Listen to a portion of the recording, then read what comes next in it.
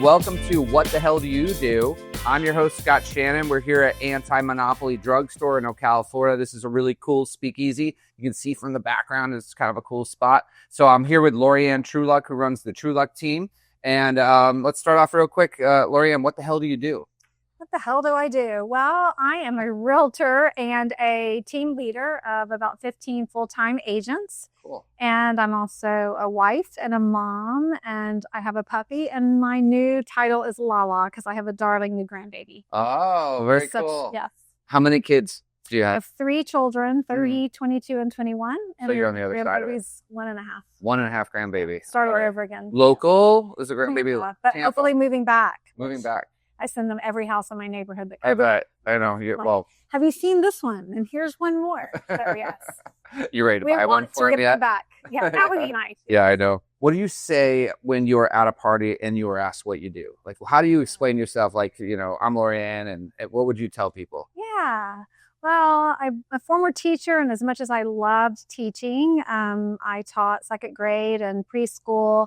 I was just ready to do something different, and kind of had that entrepreneur spirit, and I wanted to help other people. So I started a real estate team. So Okay. I help people buy, sell, and invest, but I also help people on my team have clients to buy, sell, and invest. That's awesome. So, That's awesome. and then work with people like you to get to the closing table. Thank you. I really appreciate that. Yeah, we always drag them across the finish line. That's Yes, kind of our we job. do. Yeah. So, what was your first job ever? I find some people in this industry, like their first job ever, actually, if you were to like equate it back to the industry they're in now, actually has some connection. Yeah, Yeah. not so much. My dad was an orthopedic surgeon. I grew up Okay. here in Ocala, and I helped in his office. Mhm. And I would go there after school, and basically, they had the manila folders because nothing was on the internet. And so I would help alphabetize all of that and just work at the office for whatever, the girls didn't want to do, they would pay me to do. So that was really my first job. Okay. And I kind of always thought,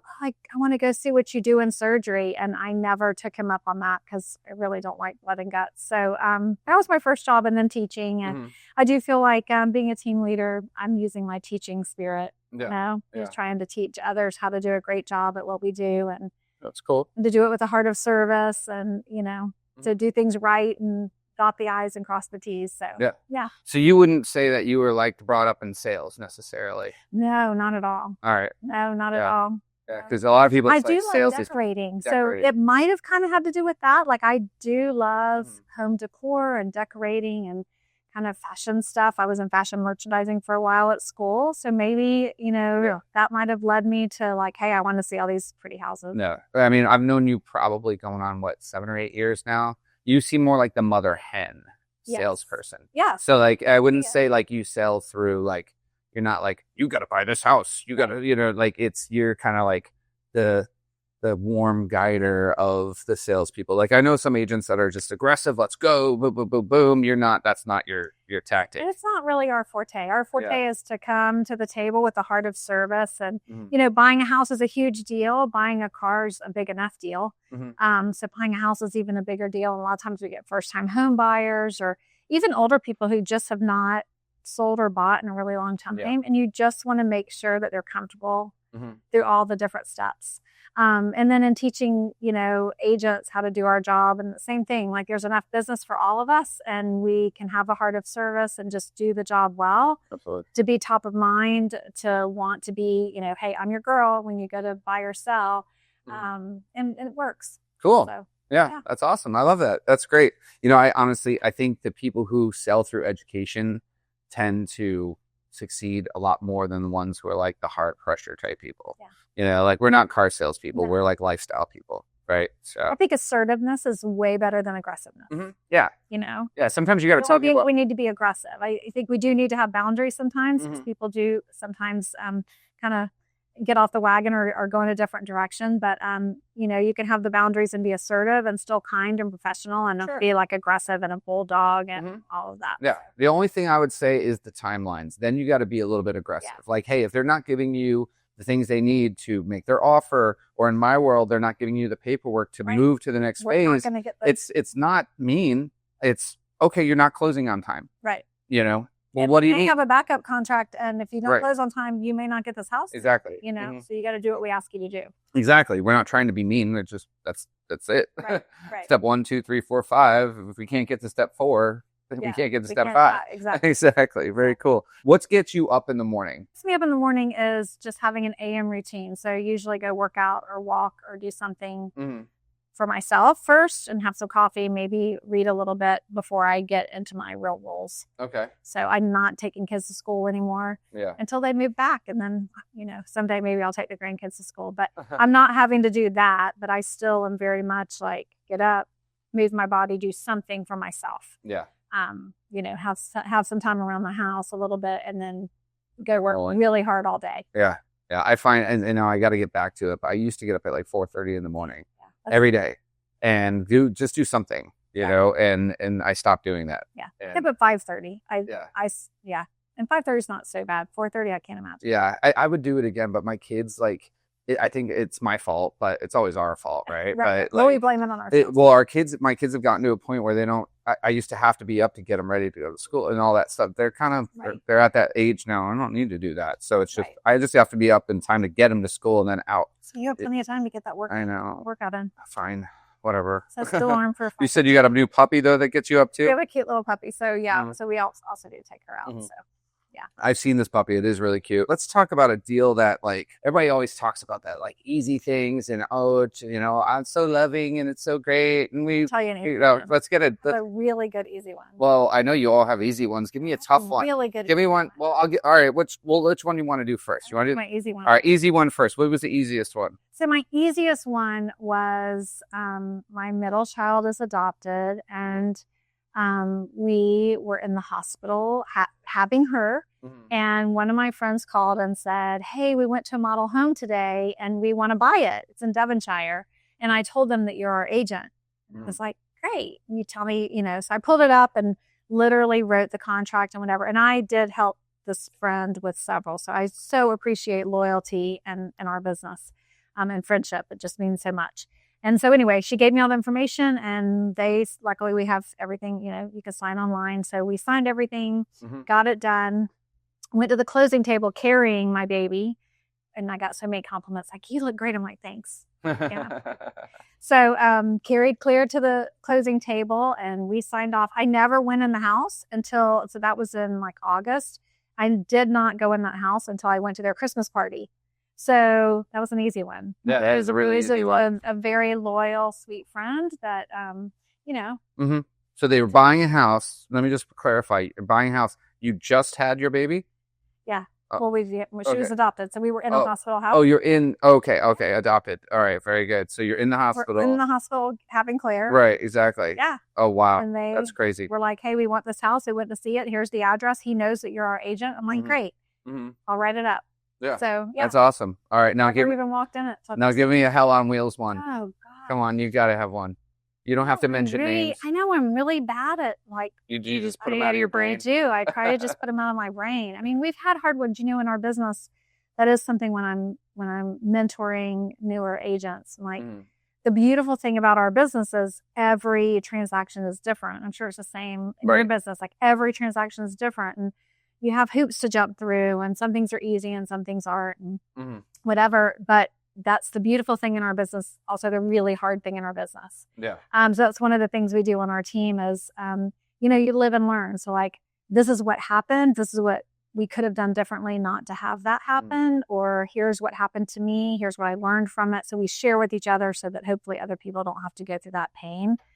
So I've heard so many stories and I have experienced too, but yeah, to be honest, I just push them out of your mind.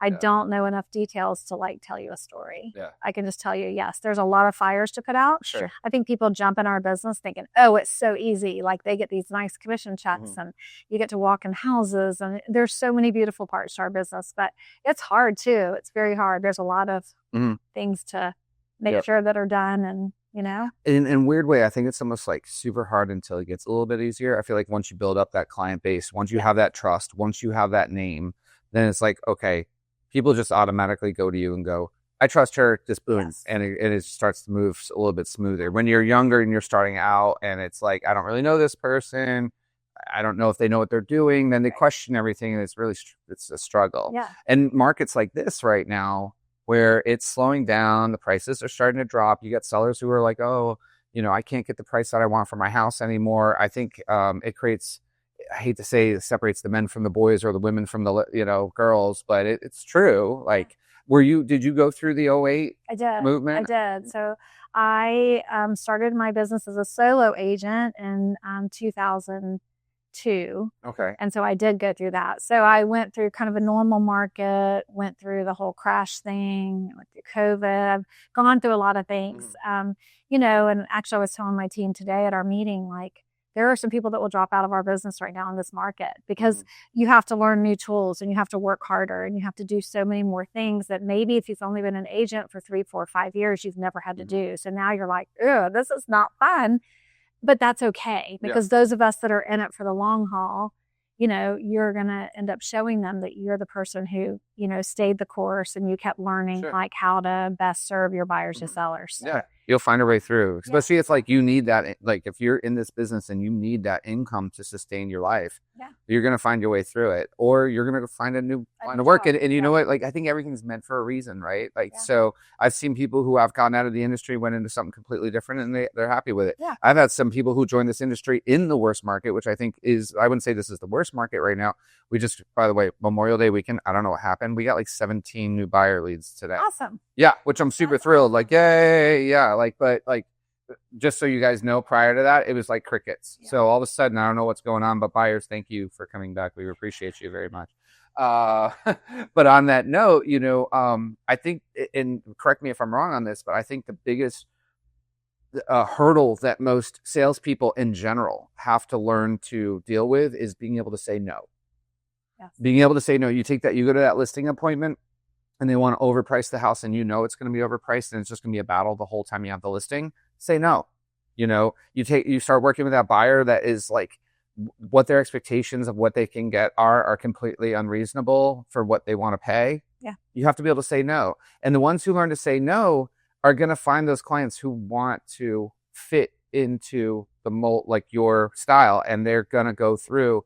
And it's like saying no to one actually could open up 5 other doors. Absolutely. Am I wrong? No, I think you're right. I think it's part of that boundaries, right? Mm-hmm. Just having boundaries. Right. To just know, like, if you have someone you might have someone that's being disrespectful or rude. Right. Or someone who's just not listening to you. They're not disrespectful or rude. They're just young, or they're just not listening to you. And so, and you have to learn when to just cut them and just say, it's like dating. Yeah. It's like dating. Like, seriously. I mean, like, a lot of people are like, well, I don't want to be mean to them. It's like, listen, you're dating somebody. Like you've taught us so many great scripts, and we're always talking about scripts and like, how do you talk to this person that does this? And so certainly we've talked about, like, how do you talk to that buyer that's just not listening to you? Mm-hmm. They're having you run and show them this, this, and this, and you show them a perfect thing and they're still not pulling the trigger. Like, what are some of the scripts you can say to help them pull the trigger, or do they want to ride the fence for a while? But, just going out and looking at houses and not really being ready is not the way to go. Right. Absolutely. Was there ever a moment, you said you went through the '08, and I was kind of leading up to this. Was there ever a moment in this career path that you were just like, man, I don't know if this is right for me? And what made you get through it? Because obviously you're still here doing it. Yeah. So I started as a solo agent in a brokerage, and then I hung my license with a friend that was a developer. So I kind of just did my own thing. And then I went to the office where I am and was able to build a team. And I think all of the little stepping stones helped me always to be looking ahead to how can this be something that long-term, blesses my family and blesses those around me. Sure. And building the team really helped with the blessing those around me, and also being able to service more people. Mm-hmm. My son played college baseball, and we didn't want to miss a game. That's a lot of games, like 60-something games in the spring. Yeah. And I was a solo agent when I started. He played at Florida State. Okay, so at least you could get Generals. Yeah, we were always there. But when I first started, when he first started playing there, I was a solo agent, and I would get calls, as I walked in to watch BP, and they maybe would call and go, hey, can you tell me about the house on whatever? And I'm like, oh, sure. I'm sorry, that one is under contract. Bye-bye. Like, I didn't I didn't have the time or the energy to go through with the, tell me what you're looking for and let me find you something else. Yeah. I'm heading in to watch BP and I didn't want to miss that. So, you know, I think that part made me always feel like I was turning down business that maybe I could have had, but more importantly, I also wasn't helping somebody who needed help. Sure. So the team situation really helped with that. Yeah. Because then you have this whole team. So when someone isn't available, everyone else is. And so we have a lot of communication. And so by the time he finished at Florida State, because he was there all 4 years. So, you know, I think somewhere in his sophomore year, I moved and kind of started the team. By his junior or senior year, like it was great because when I was going to baseball, there were other people that were able to take those calls and be able to take it to the next level. Like that one's under contract. They're taking backups, but what are you looking for? Let me see what else I can find. Sure. Yeah. And being able to help, because you hear that a lot in our business. Well, gosh, you're the first person that's answered. I've left messages and no one's returned my phone call, or every time I call somebody, they pretty much don't want to help me, you know? So when you build a team like we have, it's like someone's always kind of on call and able to take the time that those people deserve. Yeah, I would totally agree. Any salespeople that are out there kind of rolling around, individual type salespeople, developing a team is the only reason I have a life right now, to be completely honest with you. I have 4 kids. There was a point where I was working 12 to 14 hours a week, or like a day, actually, like 12 to 14 hours a day. Like my kids were baseball, horseback riding, soccer, you name it. And I just couldn't do. My wife was running like ragged, and I couldn't do it all. And then I felt guilty for not being a good dad, but I was providing, you know, but I wasn't a good dad. Like I was, but I wasn't. You know what I mean? And it wasn't, you know, at that point, it kind of like my wife's like, you got to figure something out because this isn't going to work for us. And like, and my brother moved down, and I taught him, and then Brian, and then we started building the team, and got to where everybody's got their role, and we all have some kind of life balance. Right. You know what I mean? Like, and if there's a fire that needs to be put out, which I've seen you do this, and I do this on the team too, like you can call in help. You know, even if you're maybe off somewhere, you still will help. And like today, a lot. Today was 17 leads in a day. It's like, guys, you need me to call somebody? They're like, no, we got it. I'm like, okay. I'm like, all right, because I'm interviewing Laurie A in a little bit. So, no, that's awesome. Very cool. The current mortgage industry, the high interest rates. In fairness, there's just another report. Okay, the rates went up again, guys. Sorry to tell you, we're approaching, like, without any discount points right now in America, we're approaching somewhere near 8%. Believe it or not, is a 30-year fixed mortgage. And have you heard more about this? What are you hearing out in your world? It's like, well, I know you have a lot of cash. Cash, it doesn't matter. But on the mortgage side of things, how are you getting through it? Like, still just learning scripts from people like you. So I'm going to put the question right back on you. Like, I don't know. You tell me, because when we want to know about the mortgage rates and the market, we call Scott Shannon. I appreciate that. So well, Gary, I'll give you the script. Lists are going down. Listings are going down, which is good news for us. They're starting to go down a little bit. First time, like in, I don't even know, maybe a year. We pulled numbers today. And at our team meeting, for the first time in forever, the listings have gone down in Ocala and Marion County. So that's good. So the number of listings versus just the number of listings that we have. All right. And then average days on market, you know, during COVID, it was like 2. Got up to about 90, got down to like 55, 60. It's about 75 to 90. 75. That's not unhealthy. Not terrible, but still, it's still around 3 months. Right. I think. But that also tells you, this is what a lot of people think is like, just because I put my house on the market, that means it's going to sell in 75 days. No. If you put your house on the market priced at the right price, it'll sell in 75 days, potentially. That's or less, right?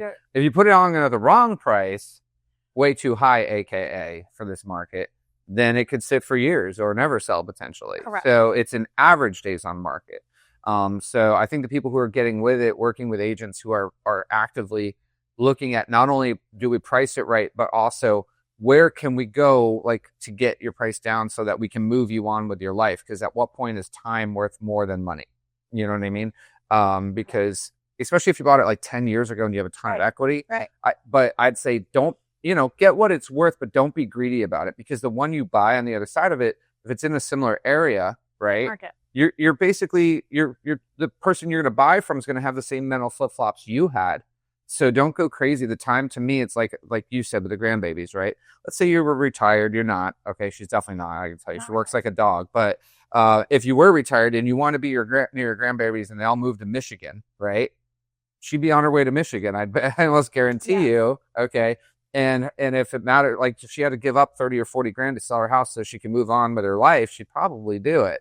And that's where, greed and time, like you never know what tomorrow has. Like, the pastor I went to see one time said, every morning you get up and put your feet on the ground is a day you should be grateful, right? So you don't know what God's got in store for you when you're going to stop. So time is always worth more than money, in my opinion. Yeah. But on that note, I'd say the script of the day is, if you're getting a mortgage, seller concessions, seller concessions, seller concessions, seller concessions. Try to get the seller to contribute at least 3% of the sales price toward your closing costs toward a rate buy down. That's going to make the house on your payment side worth, on average, as if you got the house for almost 20 to 30% less.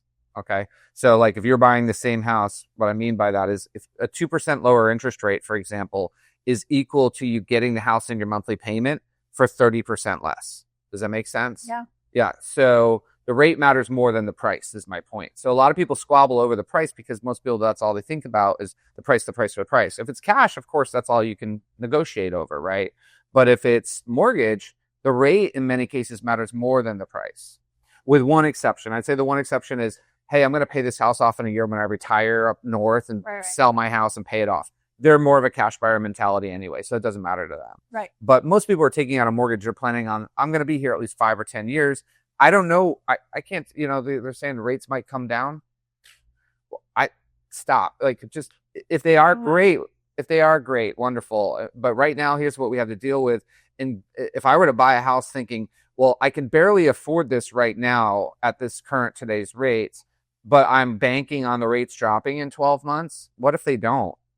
And now, like, you've got this unaffordable home. Like, that's the worst thing you could do for yourself. So if you can structure a deal like this, I think it's way better for the average buyer to do it that way, knowing I can afford this, I'm comfortable with it on all grounds, and I can still put a little bit of money in savings every month for a rainy day.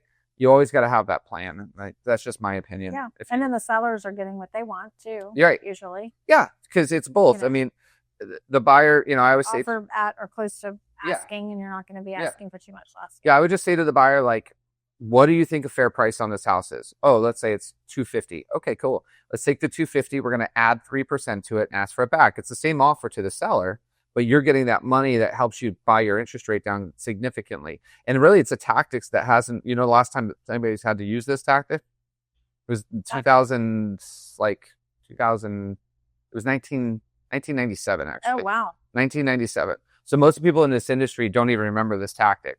When this actually occurred, I called an agent of mine who's almost 80 years old, who's been doing it since the 70s. And I said, how did you do deals in the 80s when the rates were 17%? And this is what she did on every deal. Every deal had a buy down, everyone. Mm-hmm. So anyway, that's my script on that. I love it. I love it. Yeah. Cool. I'll take it back to the team. Yeah, absolutely. Please do. What do you think clients still don't understand about the financing aspect, that scares them, or what they're apprehensive about? Well, one of my teammates is working with a young couple right now who they're just scared of the payments. Like, I think they're really young, and they're like, I don't know if I want to pay that every single month, but what might happen down the road and all that kind of stuff. So yeah, they just don't understand that you're going to pay rent or the mortgage. So sure. Well, have you ever gone on ChatGPT and helped them make a budget so that they feel comfortable affording it? No. You should. You can? Yeah. Go on there and just say, hey, ChatGPT, tell me whether or not I should afford this house. Here's what the terms are, da-da-da-da-da. And then say, this is a prompt everybody should know on ChatGPT. I love it. Okay. Ask me questions one by one, because otherwise it'll ask you 10 in a row, and it's hard to read back through their questions because you're on a computer or your phone. So ask me questions one by one to help me make a budget to determine whether or not this home is affordable for me. And then it'll ask you questions one by one. You just answer them. What do you earn? What is your take-home pay? What is this? What is that? How much is your car? How much is this? How much is that? It'll ask you all these things, and it'll say, based on this, you should have a mortgage payment of no more than that. That'll leave you X amount to put away for savings. They'll ask you this and this and this and that. And that can maybe help them mentally wrap their brain around whether or not it makes sense to do it. The answer might be maybe they're looking at too much of a house, or maybe they're even looking at too little. Right. Who knows? Maybe they're saving money. Most people just kind of like, they think about, this is how much money hits my bank. and then I pay my bills, and then I like to go out to eat, and they don't even recognize that they spent, $1,000 on Starbucks last month. Right. Which there's a few things to take out. Yes, exactly. So what do you need, which is versus what you don't need, and where can you get started? There was a study actually that was done not that long ago that people who own homes, on average, when they come to retirement age, so people versus people who never owned, they're just renters forever, right? The people who bought by the time they were 50 had double the amount of savings than the people who hadn't bought by the time they were 50. So it's just pretty shocking. It just kind of shows you that in our country, at least, that real estate's kind of a key to growth. I think it's also key to maturity, because once you own that, okay, now I have to take care of it. Yeah. It's like having a kid. Right. You know what I mean? Right. You got to support your kid. You got to go to school. You got to do this. You got to be an adult, to maintain. Exactly. What's one myth buyers or sellers still believe that drives you crazy? That our job is easy, but That's talking about buyers and sellers, that's more like people that might want to get in the business. Any myth about the industry? Truth. I mean, I think that they think that we make a ton of money. Oh. Don't really realize that, we work hard for it, but also your brokerage gets part of it. It's split between agents. Mm-hmm. A lot of times we're paying for a lot of marketing, right? The gas to drive people around. I think probably that we don't get hit with it a lot, I think, because we're very relationship built. Sure. So we are working with a lot of friends or people that feel like friends that wouldn't feel that way because they know how hard we work. Right. But I think overall, that's probably something that the general public probably thinks. Right. And also, I think it's also stems from times like we had during COVID, where, in fairness, if you got your real estate, and you got your real estate agency license, you could go work at an agency, sit and work the floor, and probably make some money. Yeah. Right. And have almost no skill. Versus now, when the market's flipped on its ear and it's actually not an easy market, you actually have to know what you're doing. You've got to develop relationships. You've got to know how to write contracts. Negotiation on a contract is super critical now. Before, there was no negotiation. Correct. Right? Correct. Well, a lot of times you selling things for more than you were asking. Right. You've been in the business long enough to know, too, like, it just, ebbs and flows, and you just got to figure that out. Right. Yeah, absolutely. Let's just talk about your team. Who supports you? What are their roles? What do they do? Yeah. So our team is great. We there's about 15 of us. Everyone's full time. We meet once a week. We're very connected on some threads where we can say, hey, can someone help me with this? Or does anyone know the answer to this? So it's very nice. We're able to collaborate in person, but also literally 24/7. We're there for each other. A few of the teammates have been with me for 10 years. So it's a long time. The team itself just had its 11th year anniversary. Nice. Everyone on the team has been there longer than 18 months. So pretty solid team, just a great group of humans and friends, but also just great realtors. They're looking to help people with their heart of service. We have an assistant. I call her our team angel. Her name's That's Truluck. what I was looking for. Yeah. So you've got a lot of front end salespeople, right? They're kind of individuals, but they're part of your group. So our team, tell me about the dynamic. Build everybody up to do whatever they're capable of doing. I'll help them do. Like, I'm not a team leader that says you can't have listings. Like, have listings, use all of our team marketing and all of our stuff, put your name on it, and build your brand under my brand. Okay. So we're very much that kind of team, which is not a typical real estate team. Yeah. It's just the way we've built ours. And then we have Julie. So I call her our team angel. Okay. She's in the office and she just does. I met Julie several. She's through the sun. She just does a lot of, she'll do anything, call you behind the scenes, brokers, lenders like you and inspectors. And, we have all the pieces that go together. And then we have a preferred list that we really try to keep up to date of people that have done good work for either us, someone on the team, or for one of our clients. And we really try to share that. It could be from painters to lenders to whatever, plumbers, all of those kind of things. Well, just, to support local, but also for us to be able to help people get done what they need to be done for their home. Absolutely. So, and I think that's really key. And actually, I've taught several classes on that, of having your own, for lack of better terms, if anybody who doesn't know what a BNI group is, like every realtor should have their own version of their own BNI.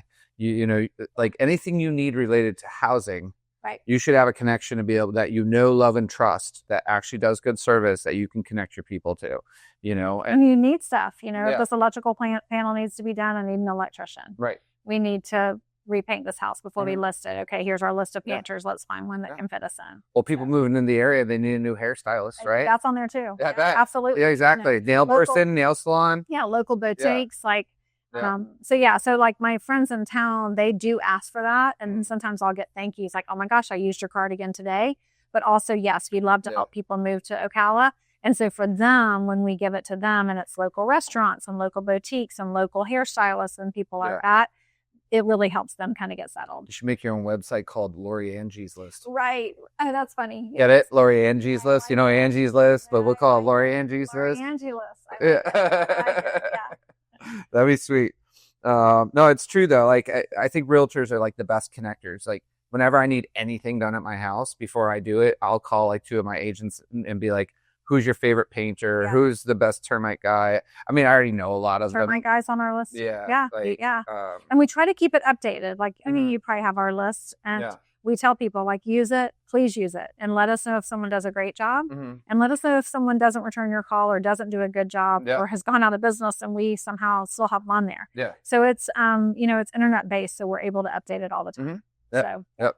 The only suggestion I would give all the agents out there who are watching this is also ask your referral partners for referrals. I need to do that. Most of you guys don't do that. No, I know. You got to ask on my list. You're referring so much business, right? No, right. And here's the thing: most people want to. You just don't ask them. They don't think they think you're too busy. Right. So they're like, oh well, I don't want to bother them. Right. Bother me. Bother me.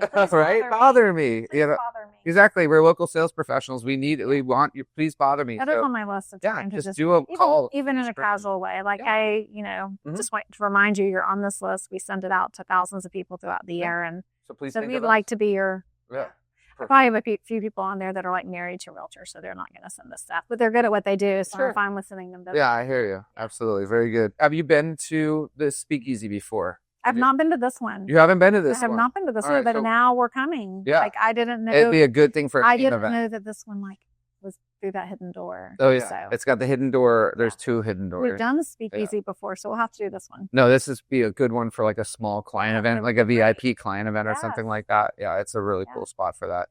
And the owners are super chill. So, during the weekdays, very often you can exactly. Yeah. Like Thursday through Saturday is not going to happen, but like a great spot for local businesses. We do like a team event with their plus ones. Exactly. Yeah. Just a team building fun night out. We'll have Scott Shannon.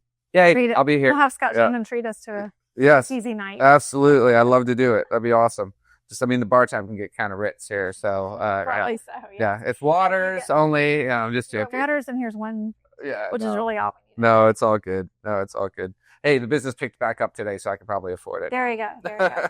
What local businesses deserve a spotlight in addition to the one we're in today? Oh gosh, give us a couple. One that I miss very much, which I just want to do a shout out, is Adobe East Boutique. Was here for years and years, and they went out of business right after COVID, and I still miss them. Like. I usually wear something that I bought there almost every day or at least a couple times a week.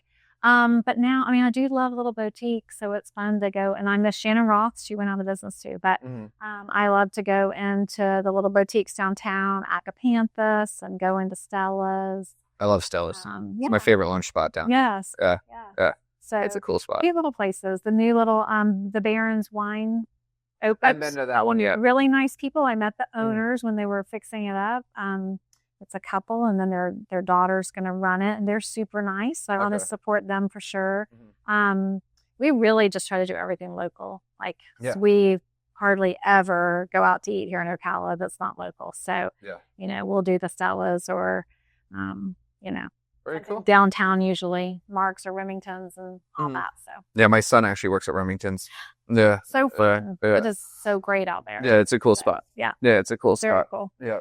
So yeah, I would say really anything local, but yeah. Also, what about outdoor things? Like I love Santos. I was going to ask you, what do you love about Marion County in general? What I love Santos. Do we all? For those of you who don't know what Santos is, you want to describe it? Or you want me to? Go ahead. I live on it.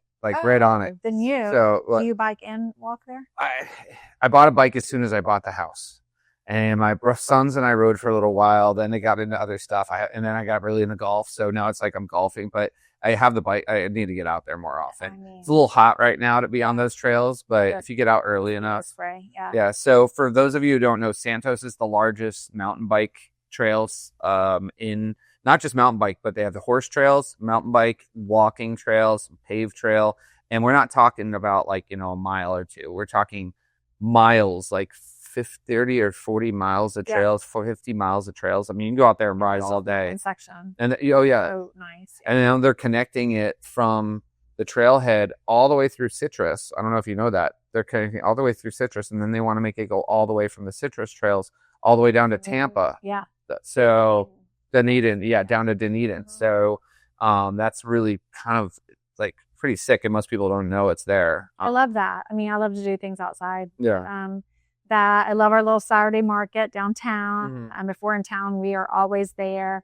I'm doing brunch downtown. Bank Street has a good brunch, cantina. So fun to do those local businesses. WEC, of course. Yeah. I mean, if someone's coming, there's plenty to do to put together a fun agenda. Silver Springs. Walk around Silver Springs is really cool. It's beautiful out there, and just walk. Find the monkeys. Do everything. Find the monkeys. See the gators from afar. Yeah. You can go over to Rainbow River. You can go out to Lake Weir and eat on the water. So, all right. Yeah, I love it. What I love most about is our people. Yeah. We have a pretty cool community. Like, everybody's pretty chill. Everybody's chill, and everybody's there to help other people. I had a friend whose daughter was really sick for a long time, and there were signs in everyone's yard, and kids of kids were doing like lemonade stands and raising money, and she's doing great. She's a young adult now, but watching the community come together for someone that they didn't even know, some of them, and just raising money for this little girl. It was so fun to see our community do that. This past weekend we were out of town, but there was a store that unfortunately a drunk driver ran into. Oh geez. Yeah, over here at Buckmaster. Oh no. And so they were just looking for a dehumidifier, and they were also looking for someone that could come and help put the sheet, the sheets of plywood up, but they needed someone that could really drill into the cement. Oh. And so they put it out there, and within a couple of hours, they're like, "Thank you. We got a couple of dehumidifiers, and I think Osley Construction, somebody else had gone over there and put up the stuff." I'm like, "That's okay. Wow. Like, just put it out on Facebook. Hey, this happened. Does anyone have this or that?" And within an hour, people are just like, "Sure, I can help." That's awesome. I love the people here. Yeah. I would say like the people here are really chill. We're from upstate New York originally, but when we moved down, upstate New York's funny for those of you who know, like it's not the city. Okay. It's very similar community. Like where I grew up is very similar to here. Yeah. Very community oriented, and like everybody kind of knows each other. I mean, it's funny. Like I go around Ocala, it's like, we call it the good old boy community, but it really kind of is, but it's also, it's also sort of a blessing in a lot of ways too. A lot of people are like, talk about it like not great, but there's good and bad to that, but it is cool. But I do feel like it's very diverse. I mean, I think there's certain places you could move to, like at my age or your age, and it would be really hard to like make your connections and be invited to things and go to things. And Ocala's not like that. Yeah. Like I grew up here, so I do have friends that I've known forever, but I also have friends that I met a couple of years ago, and they're very much a part of our community.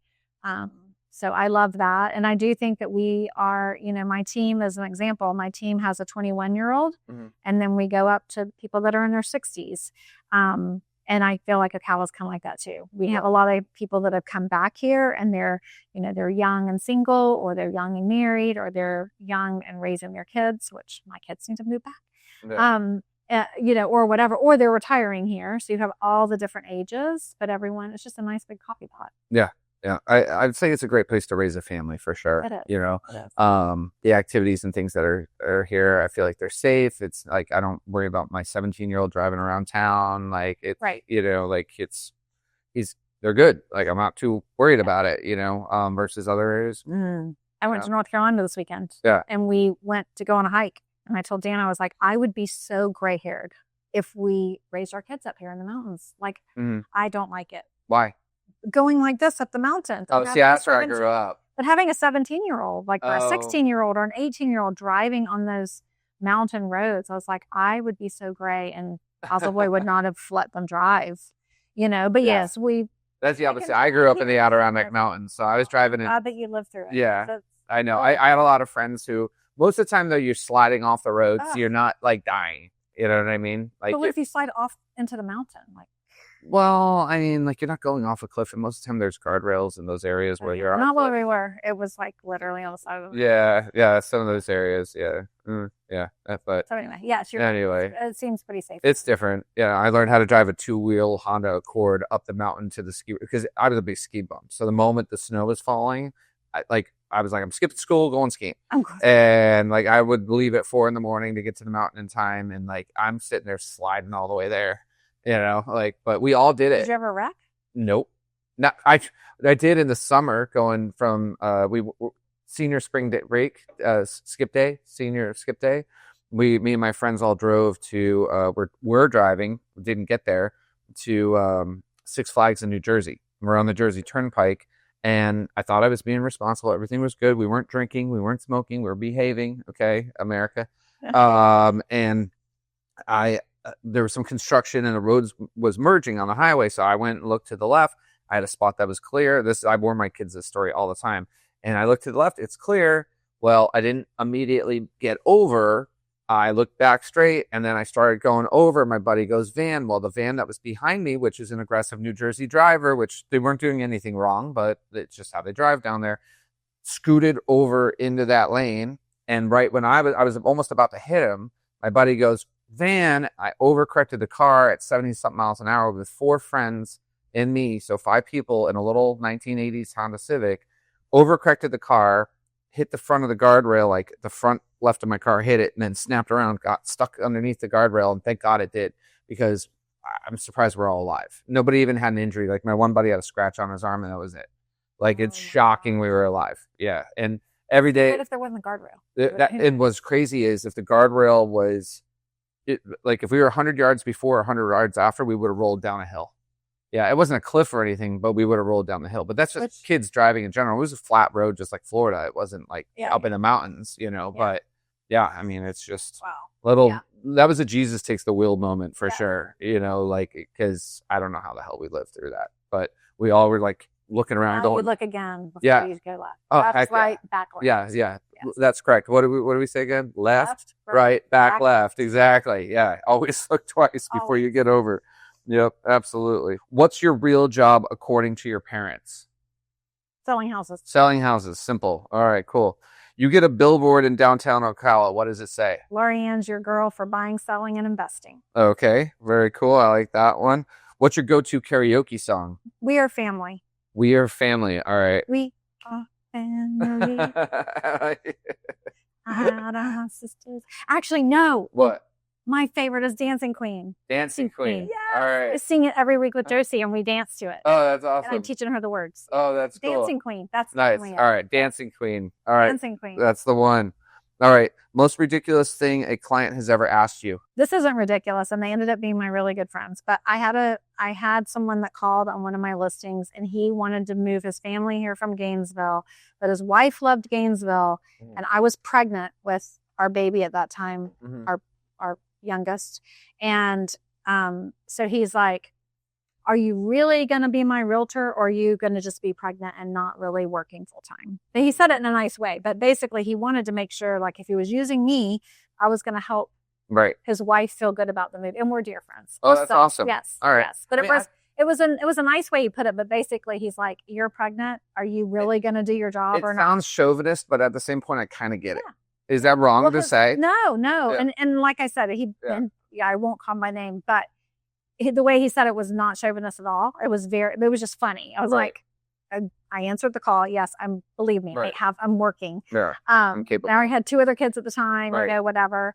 But I was already showing pregnancy, and he was like, I really like you. I think that you would really like my wife, but she's going to need to get excited about moving here. Right. And, so he wanted to make sure I was going to do my job and then some. Okay. That was a long answer, but that's fine. No, I think it's fair. I mean, it's fair, but yeah, absolutely. And now you guys are close friends, so that's cool. Yes. What's something you'd never put on your business card, but probably should? What kind of person are you? Like, you're not going to brag about that. Like, you want to stay pretty humble. I think everybody's a able to, little like, too humble sometimes. put it out there. Yeah, probably. Is that wrong? I'm not very good at like bragging about anything that Right. I would do for you. So Yeah. Yeah. All right. Okay. Well, maybe you should put it on your Christmas card. Well, if kind they of get generous. busy, maybe they just Yeah, do that. absolutely. Right? So I they just know. have to know me first. Yeah, absolutely. Weirdest thing you've ever seen at an open house? Oh. So there was a pole in a room. Ah, pole in a room. A pole. I love it. A pole. Okay. And the master, which now we have to call the primary bedroom. Yes, there was a pole. The primary bedroom. Yeah. All right. So okay. I kind of just want to be like, I wonder if I could do it. There's entire. I thought I was like, I don't know if I want to touch it. Well, you might fall down and whatever. Or I'm not sure I want to touch it. Yeah, I don't blame you. Yeah. Well, I mean, there's actually they've got the classes and stuff now, which is it's like but athletic. Yeah. Not about sexual, but athletic. Right. Yeah, I don't know. Has to be, whatever to make you stronger. All right. It probably does. Have you ever seen those people who do that? They had a Russian version of the America's Got Talent, and they had a professional pole dancer on there who was like, it's on YouTube if anybody wants to go check it out. I mean, the strength is it's ridiculous. This woman was insane what she could do. Like I was like, it's acrobatics. It was wild. Who's most likely to get locked out during a showing, you or someone on your team? Oh. I mean, there are some days that I just like, oh my gosh, what did I do? But I'll just say me, so I don't call anybody out. Okay, all right. I don't know. I would call myself out too. But what's your secret guilty pleasure on a tough day? Going home and putting on my veteran slippers and just sitting down and reading a book, or take Sunny on a walk. Oh, all right. Sunny on a walk. Very Either cool. way. Yeah. Very just something good. to like. In general, is there anything else that like you just feel like we should talk about? Like Ocala, your job, your family, this town, this country, anything you see in the political landscape that you don't like or that you do like? Anything that you think the viewers just kind of like want to hear about? I mean, just if you haven't visited Ocala, come visit. Mm-hmm. If you live here, there's, hopefully you have found some of the great things that we have, but there's so many local gems here. Yeah. I know. Yeah, it is. And so many nice people. Yeah. I feel like Ocala's a great place to move. You'll have people that move and they're moving maybe for the wife or the husband's job. And, you find out with the other spouse, tell me what they're looking for, and a lot of times we can connect with different people that we know and help them kind of find a place to land too, or help them. Like my child is really into this or that, baseball or gymnastics or volleyball or whatever it is. I'm like, great, let me help you, make a connection there so that they land in a safe space and are excited about moving here. So. Do you know how many D1 athletes come out of Ocala? It's a lot, just saying. I don't know what it is. Sports. Yeah, it's crazy how we produce so many D1 athletes and beyond. I mean, we've got several. My wife's fitness coach played in the NFL for like 8 years. Clinton Hart. Ocala is a cool spot. I really like. It's definitely it's a good place to raise a family. The only negative I would say whatsoever, because I gotta throw it out there, is this has always been my joke, is that Ocala is far enough away from everything just to be a pain in the ass. Yeah. Like you want to go to the beach, it's an hour and 15 minutes. Right. You want to go to the airport, it's an hour and 15 minutes. Now, granted, it sounds like we might be getting a regional airport in the not too distant future right here in town, which would be killer. Have you heard about that? But also, I feel like in these bigger cities, I mean, all three of my kids live in Tampa right now. And for my son to get to one of the daughter's houses, I mean, it takes a good 30 minutes to get there. And that has to cross Tampa. How many miles would you say? I mean, like 11 miles. But 11 miles, have to so much traffic. I know, it's insane. But I can get from my house to the Tampa airport in an hour and a half. Right. That is true. Straight down the highway. What jobs are you seeing coming to this area that might be, because you probably are more connected to it than me. Like, are you seeing any new industries? Our CEP does a great job and brought in a bunch of stuff with the Chewy and the Amazon and stuff. I think we're probably still going to, we still have a lot of medical field people come. Right. I still think that there's a lot of horse industry. Yeah, that's things the horse industry. Sure, yeah. But I do feel like we still have some land that we'll be bringing in some other larger places as the CEP, grows and continues to put things on the map. My thing for the CEP would be, let's get some higher dollar job values. Okay, and it's great the transportation hub that we have gotten and everything like that.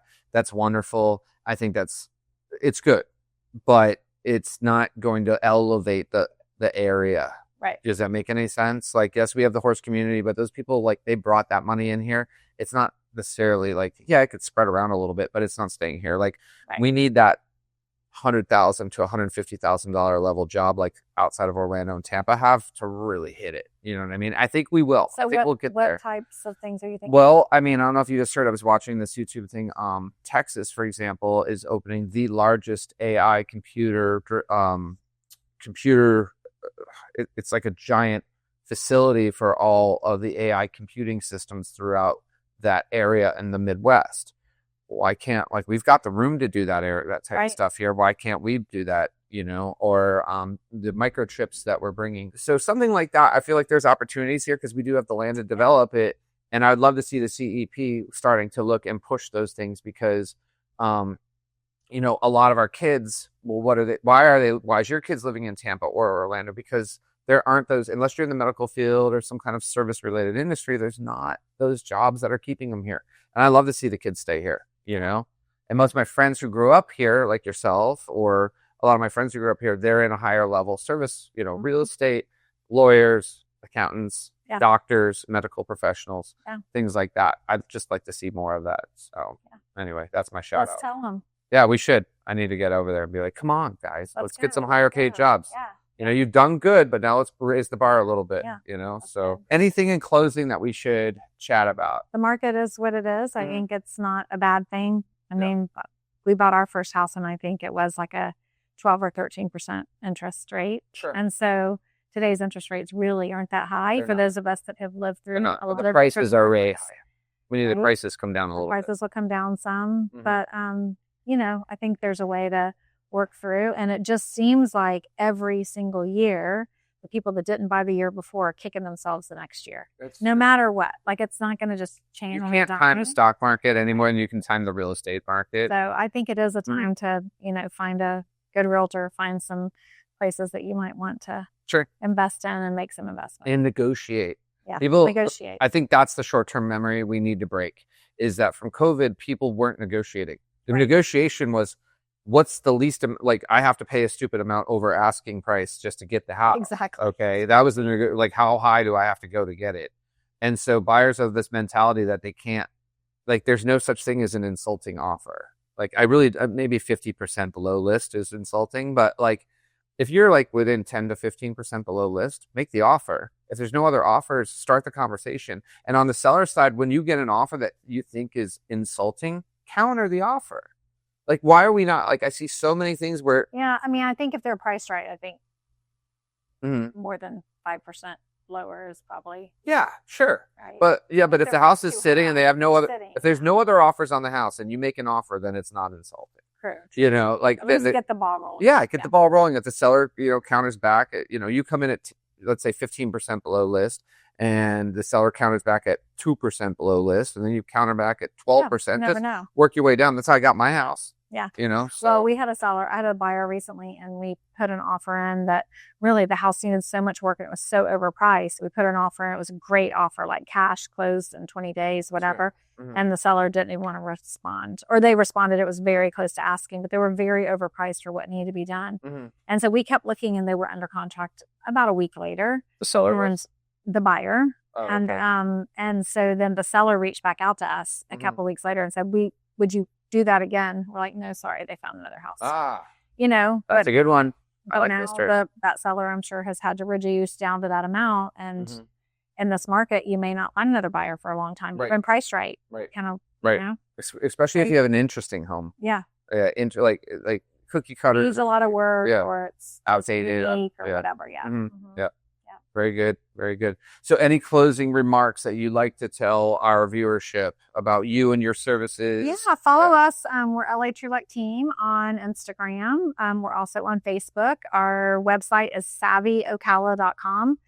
We would love to show you around Ocala or help you buy or sell real estate. And we love working with Scott Shannon and his group to get it done. Thank you. And we love working with you and your whole team. I mean, like, these are just lovely people. It just really, I can't say enough wonderful things about them. They really are. Her whole group, they're just like all about the buyers and sellers and just making sure everybody's happy and getting to the finish line and coaching them through it. There's no pressure there. So we love to be coached by you. You teach some really good classes. We appreciate you. I'm a little rough sometimes. No, I'm tough. I'm just because it's black and white in my world. It helps. It helps. It helps get to know, how to take care of the market that we're in. So very cool. Well, thank you so much for coming. I appreciate you. Thank you to the Anti-Monopoly Speakeasy here in Ocala, Florida. Come check it out. It's an awesome place, and hope to see you soon on the next podcast. Thank you so very much. Have a great day. Bye. Bye.